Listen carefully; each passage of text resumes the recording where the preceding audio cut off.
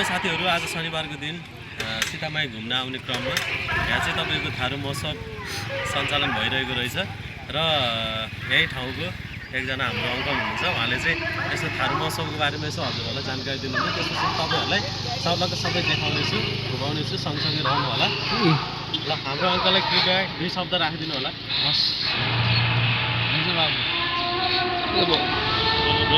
बोलौँ। यो बुवा खासमा यो कस्तो महोत्सव हो? यो हाम्रो थारू हट अथवा थारू परम्पराको एउटा इतिहास हो। जमानाबाट धेरै पहिलाबाट यस्तो चल्दै आइरहेको हो। अनि अब हुनु त म थारूको होइन, भने म 4 वर्षको यहाँ जन्मेको थिएँ। म यो ठाउँमा 4 वर्ष जन्मेर 4 वर्षको आएको थिएँ। त्यहाँदेखि म चाहिँ थारूकै सङ्गत अहिलेसम्म सबै थारूमा के हुन्छ, कस्तो हुन्छ, के गर्नुपर्ने त्यो जम्मै मैले बुझेको छु। यो हाम्रो यो समाजमा अहिलेको जे चलिरहेछन् उनीहरूको यो परम्परा उनीहरूले कायम गरिरहेका छन्। थारू जातिमा राम्रो इतिहास उनीहरूले आफ्नो हाम्रो परम्परा जनाएका छन्। मैले भन्न खोजेको र मैले बुझेको यतिसम्मै हो। अब हामी तपाईँहरूलाई सर्लकै हामी थारू महोत्सवबारे यसो केही झलकहरू देखाउनेछौँ। म सँगसँगै जोडिनु होला। Thank you.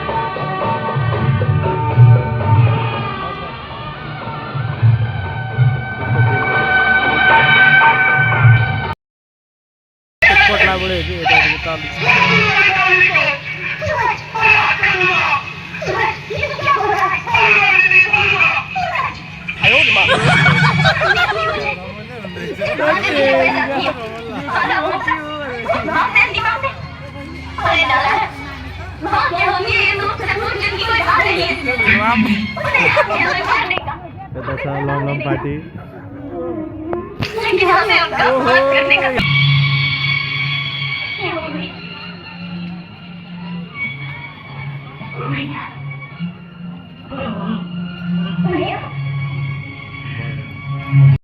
चलकर रात हो गया, हम कहीं के नहीं रहे। क्या हुआ? मैं पूछती हूँ क्या हुआ? हम बर्बाद हो गए ममता। मिल में आग लग गई, सब कुछ जलकर राख हो गया। हम कहीं के नहीं रहे ममता, हम कहीं के नहीं रहे। देख लिया बाबूजी, आज तक हम अपनी जिस बेटी को अभागन और अपशगुन मानते रहे, अब पूरा वजूद उसके पैरों की धूल का मोहताज था। उसे जन्म देकर आपने दिया ही क्या? बनाउँदै आइरहनु भएका छन्। त्यसैले यो साल पनि यसलाई पनि हजुरको लागि हामी सक्रियको प्रतिनिधिमा प्रोत्साहबाट यो साथी कार्यक्रम लिइरहेका छौँ। साथीहरू मेन सीतामाईको तपाईँको पार्कहरू भनेको चाहिँ यहाँभित्र छ होइन। योभित्र तपाईँको पिकनिक स्पोट, तपाईँको विभिन्न पार्कहरू यहीँभित्र छ। र एकदम गर्मी मौसममा चाहिँ तपाईँको यहाँ आएर बस्नु भने एकदम तपाईँलाई एकदम शीतल महसुस हुनेछ, खुसी महसुस हुनेछ। र यसै साथ यो सानो भ्लग हजुरहरूलाई देखाउन पाएकोमा धेरै म खुसी छु।